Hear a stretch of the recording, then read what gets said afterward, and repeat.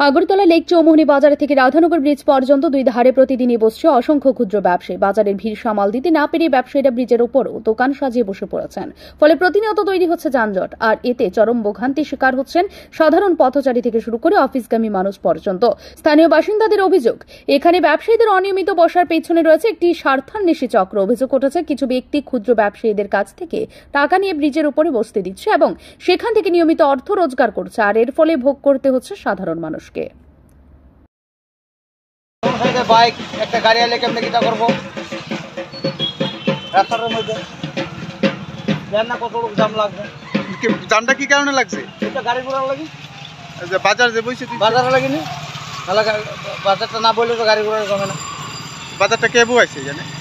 কেউ বুয়াইছে না, আমি বুঝতে পারতাম না। এটা যারা বুয়াইছে না এর মর্জি মতন বইছে আয়া এটাও আমি কইতাম পারি। মানে দেখি যে বাজার বয়ে দিচ্ছে রাস্তার মধ্যে এই দূরে। এতে করে কি অসুবিধা হইতাছে? হ্যাঁ, এতে করে কি অসুবিধা হইতাছে?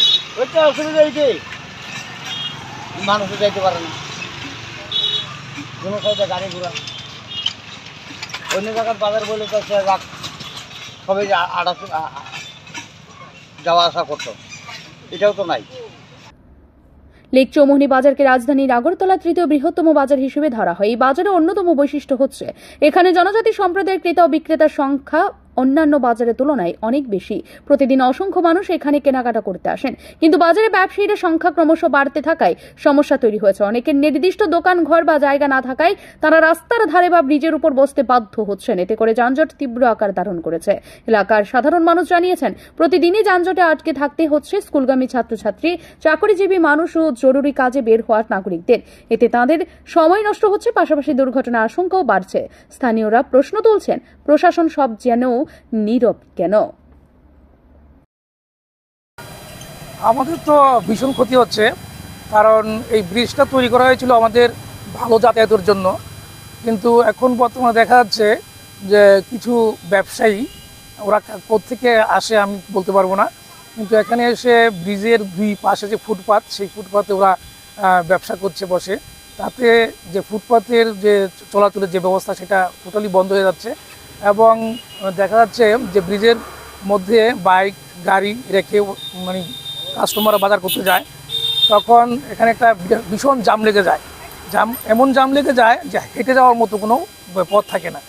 তাই আমরা কিন্তু কয়েকবারই চেষ্টা করেছিলাম ক্লাবের তরফ থেকে এবং এলাকাবাসীর তরফ থেকে এটা এখানে যাতে না বসে ট্রাফিক ভবনেও জানানো হয়েছিল, খুব সম্ভবত আমি যতটুকু জানি। তো কয়েকদিন ট্রাফিক এখানে ছিল, 3-4 দিন ছিল, তো 3-4 দিন দেখা যায়নি, মোটামুটি খালিই ছিল এই ব্রিজটা, চলাচলের সুবিধা হয়েছিল। কিন্তু 3-4 দিন পর দেখলাম সেই ট্রাফিক চলে যাওয়ার পরে আবার সেই ব্যবসায়ীরা এখানে ফুটপাতে বসে আবার ব্যবসা করছেন এবং এখনও অবধি করছেন, এবং সেই ব্যবসার কারণে আমাদের ভীষণ অসুবিধা হচ্ছে চলাচলে। বিশেষ করে অফিস টাইমে তো যাওয়ার কোনো পথই থাকে না এখানে। তাই আমি বলবো গ্রামবাসী যারা আছেন আমাদের এলাকায়, ক্লাবের যে সদস্যরা আছেন, তাদের সবাই কাছে অত্যন্ত বিনীতভাবে অনুরোধ করব, সবাই আসুন, এসে আমরা এই সমস্যার সমাধান করি। এবং বাজারের যে কমিটি আছে ওনাদের কাছেও আমার একটা অনুরোধ থাকবে, আপনারাও যে বিষয়টা দেখুন। সমাজের সচেতন মহলের দাবি, এই সমস্যা দ্রুত সমাধান প্রয়োজন। ক্ষুদ্র ব্যবসায়ীদের জন্য নির্দিষ্ট স্থানে ব্যবস্থা করতে হবে। ব্রিজ ও রাস্তার উপর ব্যবসা চালাতে না দেওয়ায় প্রশাসনের কঠোর পদক্ষেপ নেওয়া জরুরি।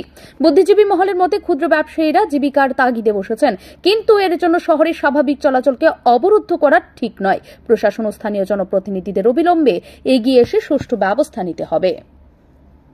Bureau report, Riddhi network.